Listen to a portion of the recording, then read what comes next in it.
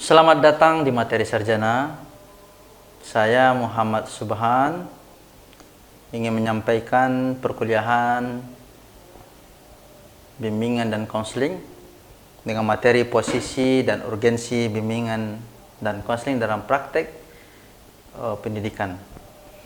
Oke semuanya, kita akan menyampaikan materi ini. Tentunya dalam dunia pendidikan penting adanya bimbingan dan konseling. Posisi bimbingan dan konseling ini sangat berarti bagi siswa yang ada di sekolah. Tentunya dalam bimbingan dan konseling ini memerlukan integritas yang terutamanya adalah baik dalam bidang administrasi, bidang instruksional, dan tentunya bagian tentang membimbing siswa-siswa di sekolah. Perlu diketahui bahwasanya di dunia pendidikan ini sangatlah banyak masalah-masalah yang ada terjadi di siswa. Baik masalah pribadi, masalah karir, masalah sosial, dan tentunya masalah kenegaraan. Dan ini penting diberikan kepada siswa untuk bagaimana perlu ada bimbingan dan konseling di bidang pendidikan. Oke, kita akan kembali kepada urgensi bimbingan dan konseling. Oke. Di dunia pendidikan ini, konseling sangat penting dalam upaya menyangkut memfasilitasi siswa. Tentunya di dunia pendidikan ini ada namanya guru BK. Ya, ada namanya guru BK. Guru BK ini tentunya memberikan bimbingan kepada siswa. Ya. Maka perlu diketahui posisi bimbingan dan konseling ini dikatakan adalah jantungnya sekolah. Kalaulah tidak ada bimbingan dan konseling di sekolah, maka sekolah akan menjadi hampa. Kalaulah tidak ada bimbingan dan konseling di sekolah, sekolah akan tentunya seperti sekolah tidak memiliki makna. Kenapa demikian? Posisi bimbingan konseling itu adalah terletak dalam segala bidang, dalam segala hal. Yang perlu diketahui adalah posisi bimbingan konseling ini segala hal kalau dianalogikan seperti komputer, dia adalah motherboard. Kalau motherboard rusak, maka rusaklah seluruh laptop, tidak bisa digunakan. Begitu juga dengan guru BK di sekolah.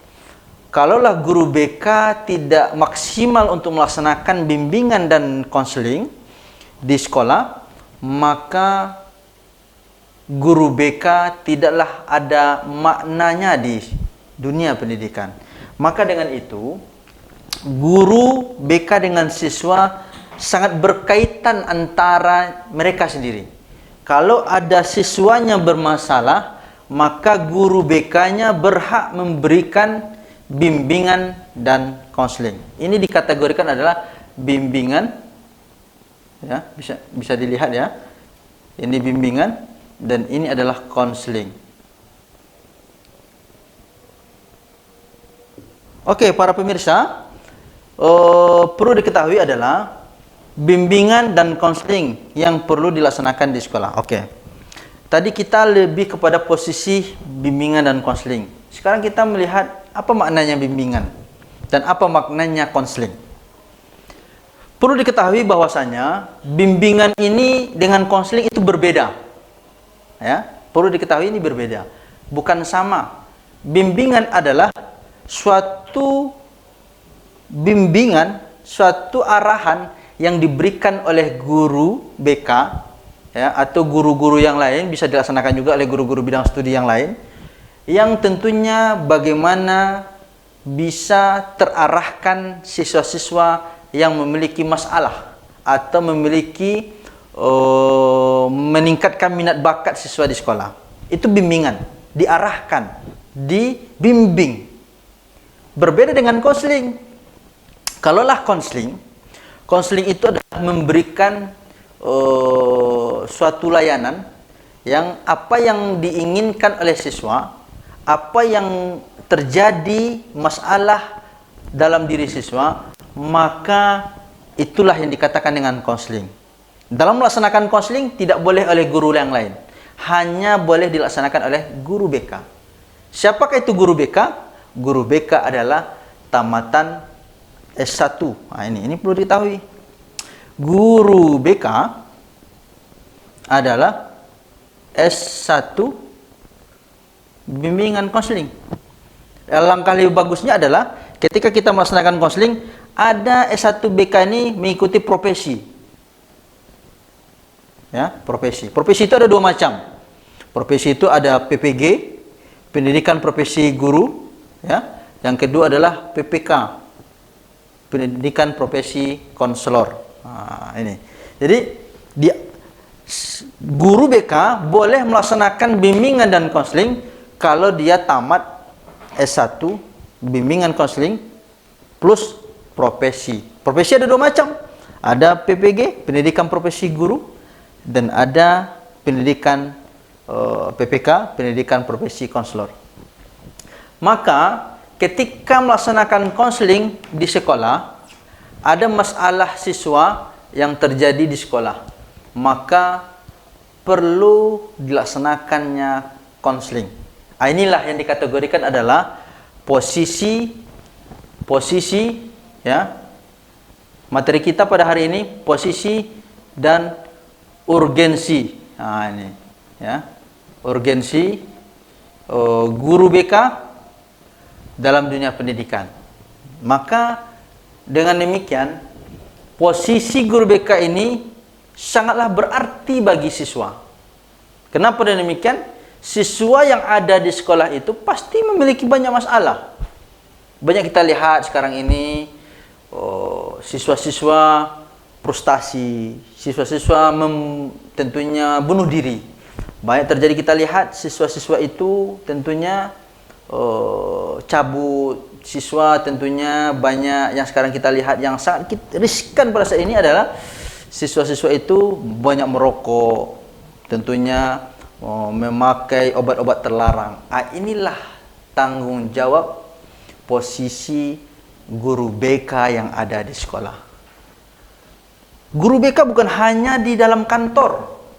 Guru BK bukan hanya tentunya melengkapi administrasi. Guru BK itu adalah kerjanya 24 jam. Kenapa 24 jam dikategorikan dalam kurikulum pendidikan pada saat ini? Karena guru BK itu harus mengetahui bagaimana kondisi siswa.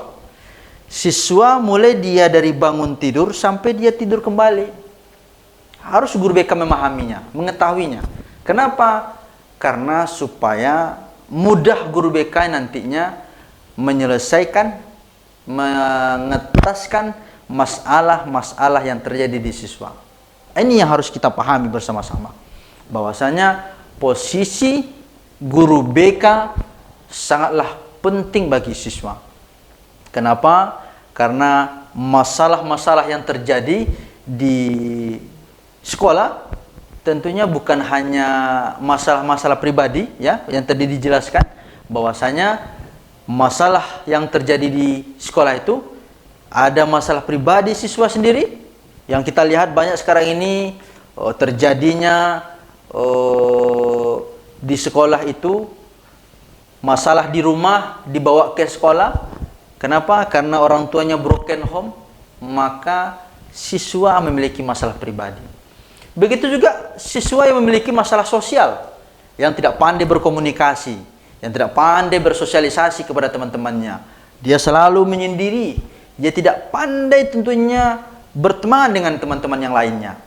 Inilah posisi guru BK untuk menyelesaikan masalah sosial bagi siswa-siswa yang memiliki masalah sosial dalam sekolah. Ini harus kita pahami, bahwasanya bukan hanya masalah pribadi, Bukan hanya masalah sosial, tetapi ada lagi yang apa itu yang banyak sekali guru-guru. Kita di dunia akademisi selalu menyampaikan ini. Di dalam diskusi-diskusi, dosen-dosen, praktisi-praktisi, bidang karir ini yang tingkatkan bagi guru BK di sekolah. Kenapa? Karena minat dan bakat siswa di sekolah itu sangatlah bagus. Banyak minat dan bakat yang terpendam dalam siswa. Dan guru BK berhak, kenapa? Untuk menyelesaikan masalah karir ini. Kenapa? Posisi guru BK di sekolah bukan hanya masalah pribadi, bukan hanya masalah sosial, tetapi masalah karir. Nah, ini ya perlu diketahui ini. Pertama pribadi, ya. Nah, ini harus diketahui juga ini pribadi. Yang kedua masalah sosial, ya. Yang ketiga masalah karir, ya. Ya. Yang keempat masalah belajar, ya, belajar. Oke. Karir. Inilah yang baik terjadi. Ketika anak SD, karir anak SD itu perlu kita harus kembangkan. Kemana anak SD selepas tamat dari sekolah dasar. Kenapa? Karena banyak anak-anak yang tamatan sekolah SD bingung untuk melanjutkan sekolah kemana. Dan itu perlu bimbingan dari guru BK. Begitu juga anak-anak SMP. Anak SMP, sekolah menengah pertama, ya, anak-anak sekolah menengah pertama, banyak yang kebingungan mau kemana selanjutnya. Dan itu dikategorikan adalah bidang karir. Dan itu berhak posisi guru bimbingan dan konseling untuk melaksanakannya. Kenapa? Karena ketika siswa memiliki masalah karir, bingung, confused dalam memilih kemana saya selepas tamat SMP ini, sekolah menengah pertama. Kebanyakan orang yang setelah tamat SMP banyak ngikut-ngikut teman. Kalau temannya masuk ke SMK, SMK semua. Kalau temannya banyak masuk SMA semua. Nah, ini yang harus kita ketahui bersama-sama. Di dalam posisi karir ini, ya, ini adalah posisi guru BK yang harus dilaksanakan. Yang terutama yang karir. Yang sangat sekarang ini kita riskankan adalah ketika anak SMA yang mau melanjutkan sekolahnya atau melanjutkan karirnya. Apakah karirnya untuk bekerja ataukah dia melanjutkan perkuliahan, meningkatkan ilmu, minat dan bakatnya. Ini yang harus kita pahami bersama-sama dalam perkuliahan materi sarjana ini. Kenapa? Karena di dalam karir, ya, ini sangatlah penting, sangat urgent, ya. Secara teori Super menyatakan, Donald Super menyatakan bahwasanya ketika manusia sudah mengetahui perkembangan tugas perkembangan mereka, maka guru BK tak perlu banyak lagi dalam menyelesaikan masalah karir. Ketika yang sekarang ini kita lihat banyak siswa-siswa yang di sekolah tidak mengetahui minat dan bakat bagaimana kedepannya setelah tamat dari SMA.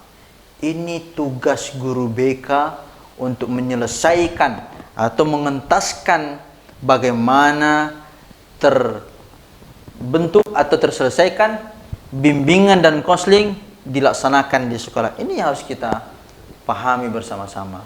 Kenapa? Posisi dan urgensi guru BK bukan hanya sebatas pribadi saja, bukan hanya sebatas sosial saja, tetapi posisi dan urgensi guru BK di sekolah, segala hal yang harus diselesaikan. Dan terutamanya yang sangat urgen sekali adalah karir. Karir ini yang harus kita tekankan di sekolah. Terutama guru-guru BK. Ini ketika guru-guru BK yang melihat video ini, ya, ini ditekankan. Kenapa? Ramai anak yang tamat SMA dia bingung untuk melanjutkan atau dia bekerja. Kenapa? Karena ketika mereka sudah tamat ke SMA, ya, mereka bingung. Jadi memilih jurusan apa jurusannya? Kenapa? Ketika mereka sudah memilih jurusan dengan asal-asalan, akibatnya apa? Inilah penyebab pengangguran yang terjadi di negara kita, terutama apa? Negara Indonesia. Ini yang harus kita sadari bersama-sama. Itu adalah tanggung jawab guru BK. Posisi dan urgensi yang dilaksanakan oleh guru BK di dalam dunia pendidikan.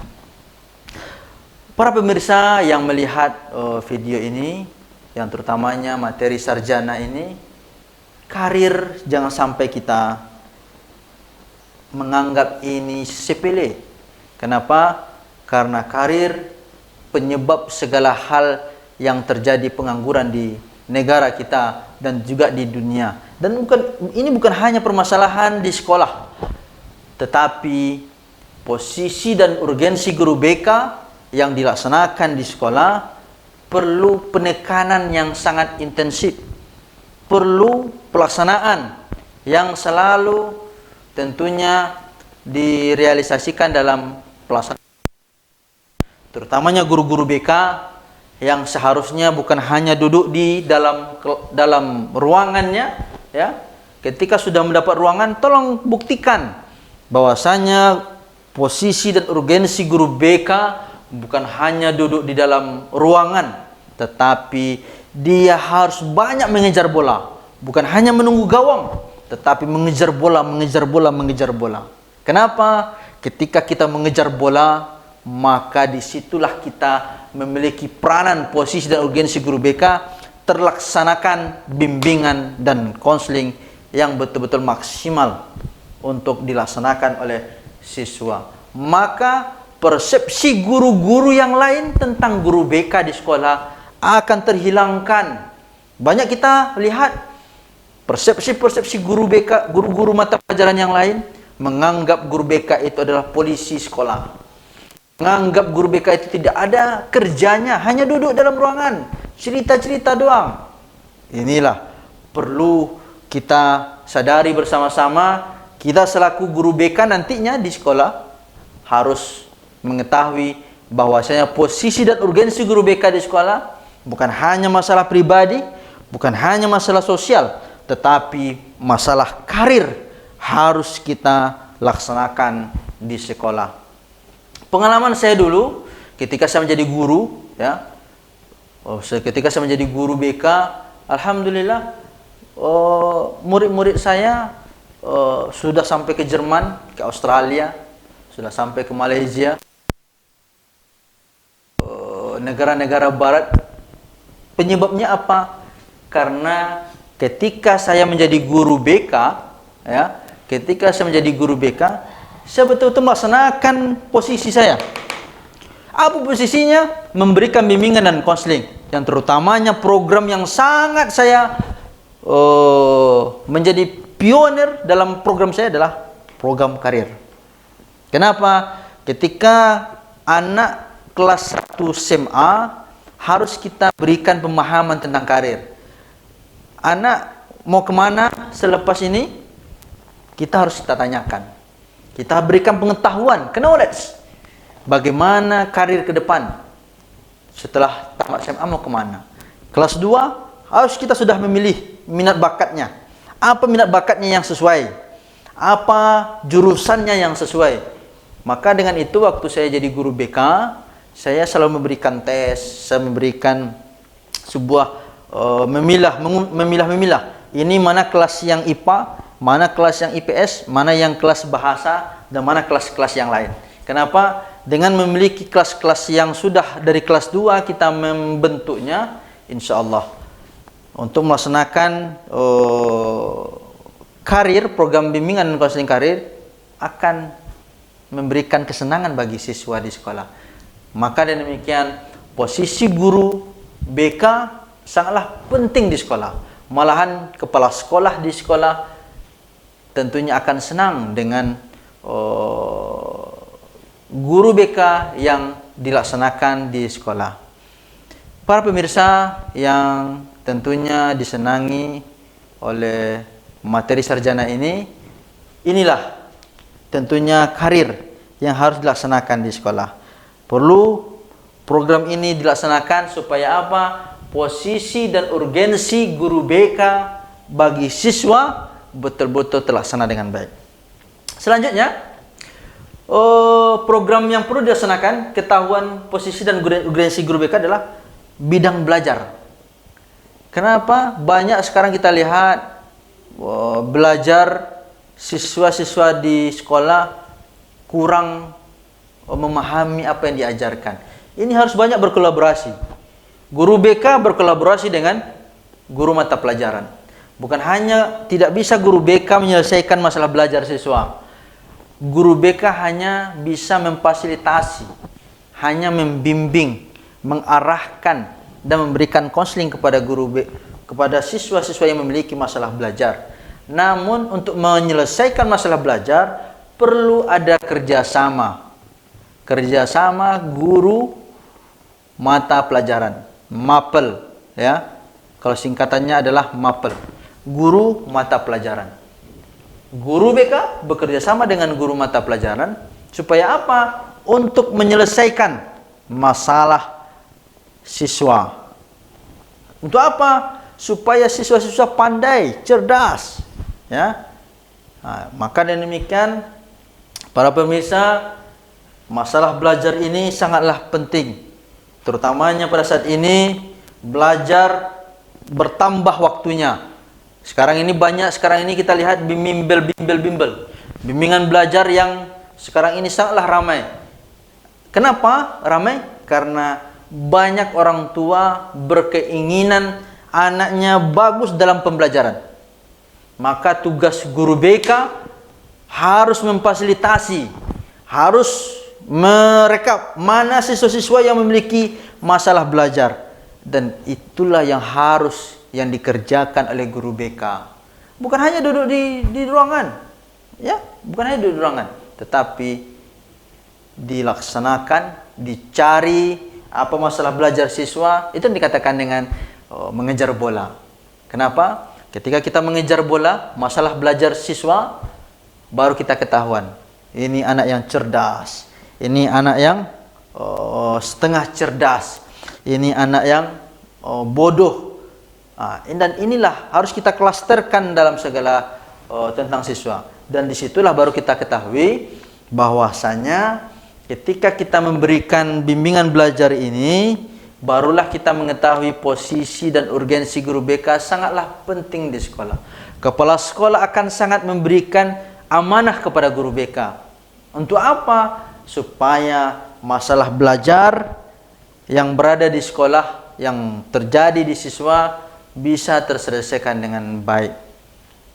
Para hadirin, ya pemirsa setanah air, pertamanya yang mendengarkan materi sarjana ini, itulah posisi dan urgensi guru BK yang harus diketahui bersama-sama oleh kita semua. Bahwasanya guru BK sangatlah penting, memiliki peran yang sangat penting untuk menyelesaikan siswa. Namun perlu diketahui bersama-sama, guru BK tidak bisa menyelesaikan masalah siswa dengan sendirinya, tetapi guru BK harus bekerja sama dengan guru mata pelajaran. Guru BK harus bekerja sama dengan wakil kepala sekolah, wakil kepala sekolah. Bukan hanya guru BK sendiri menyelesaikan, tetapi guru BK bekerja sama dengan guru mata pelajaran, guru BK bekerja sama dengan wakil kepala sekolah, guru BK juga harus berkoordinasi juga kepada kepala sekolah, ya. Supaya apa? Supaya posisi dan urgensi guru BK di sekolah betul-betul diselesaikan dan dipahami oleh seluruh stakeholder yang berada di sekolah. Jangan sampai pemahaman-pemahaman yang menyatakan guru BK tidak bekerja di sekolah, tetapi guru BK memiliki peranan yang sangat penting bagi siswa dalam menyelesaikan masalah pribadi, masalah sosial, masalah karir, dan masalah belajar. Inilah yang harus kita pahami bersama-sama, posisi dan urgensi guru BK di sekolah. Para pemirsa yang mendengar materi sarjana ini, ketika kita sebagai guru BK ya, maka harus memahami posisi dan urgensinya. Kenapa? Posisi kita menjadi guru BK tentunya mengarahkan. Nah ini ya. Posisi kita adalah mengarahkan. Ya, mengarahkan bagaimana siswa ini bisa terarah menyelesaikan masalahnya. Guru BK tidak bisa mengintervensi apa masalah siswa. Guru BK tidak bisa mengintervensi apa yang diinginkan siswa, tetapi hanya sebatas mengarahkan. Itulah posisi guru BK. Yang kedua, posisi guru BK itu adalah yang harus kita pahami, mencari masalah. Mencari, ya, itu poinnya. Posisi guru BK di sekolah yaitu mencari apa-apa saja masalahnya, ya, masalah tentang pribadi, masalah dengan sosial, masalah dengan karir, masalah dengan belajar. Itu makanya ketika siswa-siswa baru masuk, guru BK adalah berhak dia mengakomodir seluruh siswa-siswa yang berada di sekolah untuk apa program-program yang harus dilaksanakan dalam 1 tahun. Ya, rata-rata sekolah yang produktif, yang memiliki kreativitas yang sangat bagus, guru BK lah yang mengelolanya. Apa program dalam 1 tahun? Program sekolah itu dalam 1 tahun, dan itu guru BK yang melaksanakannya.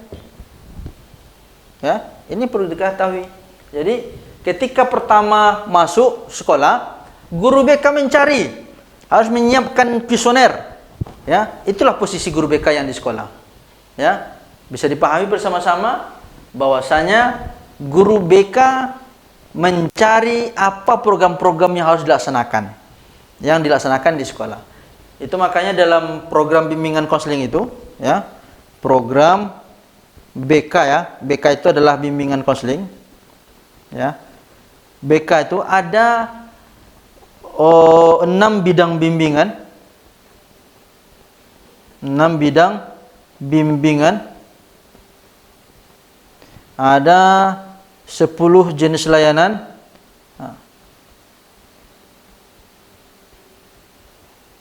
ya, ada 6 kegiatan pendukung. Ini program-program bimbingan konseling, ya, harus diketahui juga ini. 6 kegiatan pendukung,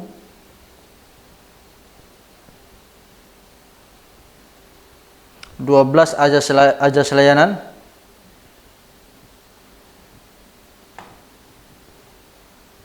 nah ini program BK yang harus dilaksanakan. Jadi ketika program BK ini program BK 17 plus, ya. Ya. Sebetulnya program BK itu ada 2 macam. Ada program BK komprehensif, ya. Ada program BK 17 plus. Tapi kita menjelaskan pada materi sarjana ini lebih kepada program BK 17 plus. Ada 6 bidang bimbingan. Apa 6 bidang bimbingan tersebut? Pertama, bidang pribadi. Yang kedua, bidang sosial. Yang ketiga, bidang karir. Yang keempat, bidang belajar. Yang kelima, yaitu yang perlu diajarkan adalah bidang agama, ya. Ini perlu dibimbing juga siswa ini. Yang keenam, bidang tentang kenegaraan, ya. Kenegaraan. Ya. Oke, pemirsa materi sarjana, itulah posisi dan urgensi guru bimbingan dan konseling.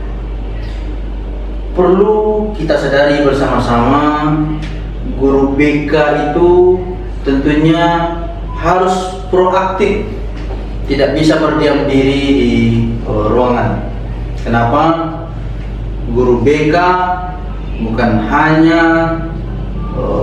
bagian administrasi, tetapi juga dia menyelesaikan masalah, mencari masalah, mengarahkan, menyelesaikan masalahnya, dan tentunya disitulah nanti mengetahui bagaimana urgensi guru BK di sekolah. Oke, tadi sudah kita sampaikan bahwasanya guru BK melaksanakan program BK. Program BK itu ada dua macam, ada program BK komprehensif, ya, ada program BK 17+. Kita lebih kepada BK 17+ yang kita bicarakan. Maka 6 bidang bimbingan yang kita sampaikan tadi, yaitu bimbingan pribadi, bimbingan sosial, bimbingan karir, bimbingan belajar, dan bimbingan agama, serta bimbingan kewarganegaraan. Ini yang harus kita laksanakan dalam program bimbingan konseling. Itulah ketika guru BK mengetahui posisi dan urgensi guru BK, harus memahami program BK ini. Jangan sampai tidak tahu.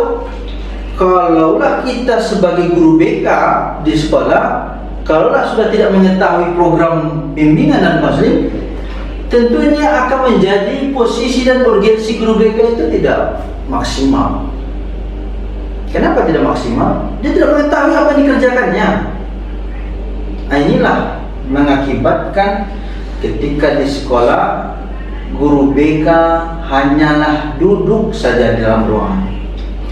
Guru BK hanyalah bercerita saja, tidak bisa mencari apa program yang dilaksanakan di sekolah, tidak pandai berkreativitas dalam melaksanakan program-program yang di sekolah. Nah, inilah akibatnya apa? Guru BK dikenal menjadi guru BK tidak produktif, guru BK yang hanya duduk-duduk saja di dalam ruangan, guru BK yang tentunya hanya kerjanya santai, tidak banyak kerjaan. Nah, inilah yang mengakibatkan guru mata pelajaran, wakil kepala sekolah yang tidak percaya dengan guru BK, yang tidak memberikan sepenuhnya amanah yang betul-betul guru BK itu adalah jantungnya sekolah. Para pemirsa materi sarjana yang kita bersama-sama mendengarkan tentang materi posisi dan urgensi guru BK, maka harus kita ketahui terlebih dahulu guru BK kalaulah sudah mengetahui posisi dan urgensi guru BK. Apa posisi dan urgensinya? Ketika guru BK sudah mengetahui program bimbingan dan konseling. Program bimbingan konseling itu ada dua macam, yang pertama di Indonesia. Apa yang pertama? BK komprehensif, bimbingan dan konseling komprehensif. Ada juga program BK 17+. Cuma secara prakteknya di sekolah, BK komprehensif dengan BK 17+ itu sama, tidak beda. Cuma hanya membedakan penamaan saja. Inilah yang harus diketahui, bahwasanya program BK 17+ yang kita sampaikan sekarang ini ada 6 bidang bimbingan, ada 10 jenis layanan, ada 6 kegiatan pendukung, ada 12 azas layanan. Apa-apa saja ini 6 bidang bimbingan. Ya, ini 6 bidang bimbingan. Yang kedua, 10 jenis layanan. Apa-apa saja 10 jenis layanan? Nah, ini, itu sebentar. Ini nampaknya perlu terlalu banyak sekali ya. Ya. Boleh dihapus ya. Oke. Kita hapus sebentar dulu ya. Ini biar tahu semua ya. Oke. 10 jenis layanan. Apakah sejenis layanan itu? Yang pertama, jenis adalah layanan ya. Layanan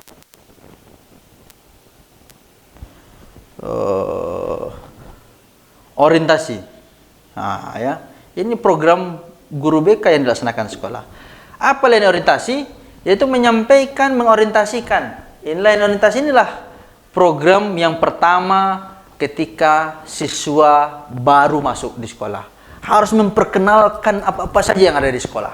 Yang kedua, layanan informasi. Layanan informasi. Ya. Nah, informasi ini memberikan informasi-informasi. Kalau dalam bahasa ada maklumat. Kalau dalam bahasa Inggris ada information. ya, memberikan informasi-informasi kepada siswa, kepada guru-guru, kepada semuanya, dan kepada wali murid juga. Kenapa? Di dalam guru BK ini bukan hanya kepala sekolah berkoordinasi, bukan hanya kepada guru mata pelajaran, bukan hanya kepada wakil kepala sekolah, juga harus berkoordinasi kepada wali murid. Wali murid. Awas. Ya, wali murid. Siapa wali murid? Yaitu adalah orang tua siswa. Supaya apa? Supaya menyelesaikan masalah siswa. Ya, siswa. Kata kuncinya adalah guru BK ini harus menyelesaikan siswa ini. Siswa ini menjadi generasi bangsa dan negara yang cerdas dan memiliki wawasan dan pengetahuan yang bagus, yang luas, dan memiliki nilai dan sikap yang sopan dan santun, yang memiliki akhlakul karimah. Oke, kembali kepada 10 jenis layanan. Memberikan layanan informasi, layanan orientasi, layanan informasi. Yang ketiga adalah layanan penempatan dan penyaluran. Ya, penempatan dan penyaluran Oke. Yang keempat, ya, layanan, ya, penguasaan konten. Nah, ini enggak jelas ya. Oke. Boleh dihapus ya. Oke. Yang keempat itu adalah layanan penguasaan konten.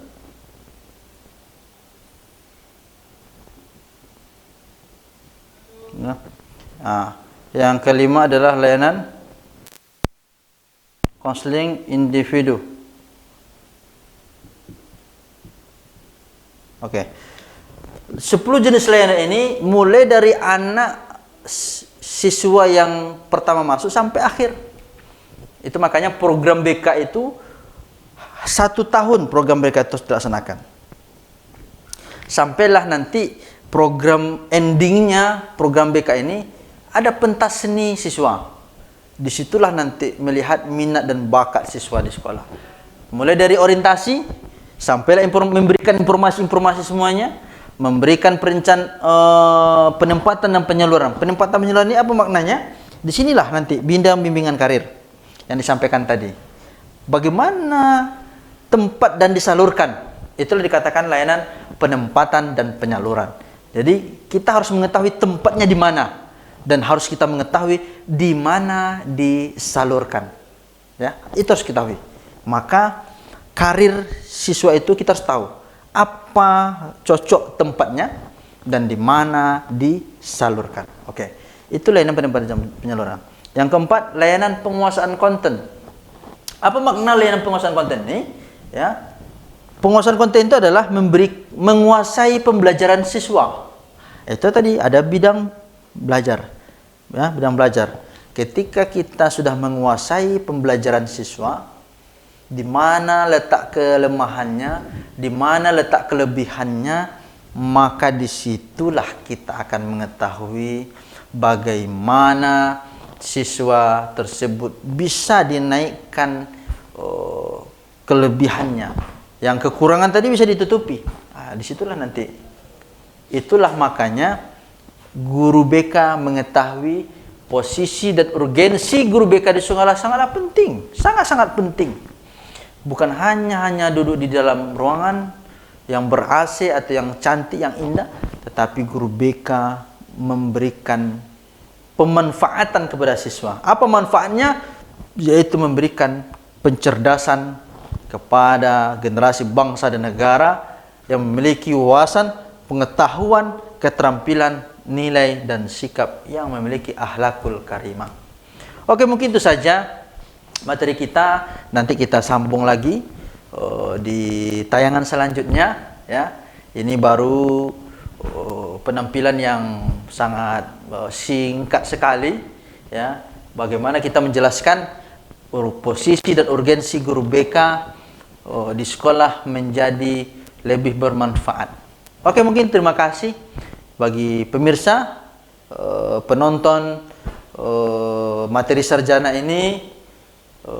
Mudah-mudahan bermanfaat bagi kita bersama, bisa kawan-kawan semuanya memahaminya sedikit banyaknya tentang posisi dan urgensi guru BK di sekolah. Bukan hanya kita memandang sebelah mata, tetapi posisi dan urgensi guru BK sangat memiliki peranan yang penting bagi seluruh stakeholder di sekolah. Bukan hanya bagi siswa saja, tetapi bagi kepala sekolah memiliki prestasi yang bagus. Kenapa sekolahnya maju? Karena guru BK-nya sangat produktif, tahu posisi dan urgensinya. Guru mata pelajaran akan memberikan kemudahan bagi guru mata pelajaran. Kenapa? Mengetahui apa kelemahan-kelemahan dan kelebihan siswa dalam proses belajar pembelajaran. Bagi wakil kepala sekolah akan mudah untuk melaksanakan program-programnya. Apa program mulai dari pertama sampailah di akhir tahun kenaikan kelas. Maka akan memberikan kemudahan kepada wakil kepala sekolah di sekolah. Kenapa? Guru BK-nya mengetahui posisi dan urgensi yang dilaksanakan program-program yang di sekolah. Yang terutamanya wali murid. Wali murid sangat bahagia, sangat bangga. Kenapa bangga? Karena guru BK-nya sangatlah produktif, dan bangga orang tua karena siswa anak-anaknya yang sekolah di sekolah tersebut menjadi kreatif, inovatif, dan produktif bagi sekolah, dirinya, dan keluarganya. Inilah yang dapat kita sampaikan dari materi sarjana. Bagi pemirsa, mudah-mudahan bermanfaat materi ini, yang terutamanya bagi akademisi-akademisi yang dan juga praktisi yang akan melaksanakan menjadi guru BK nantinya di sekolah. Terima kasih dari saya.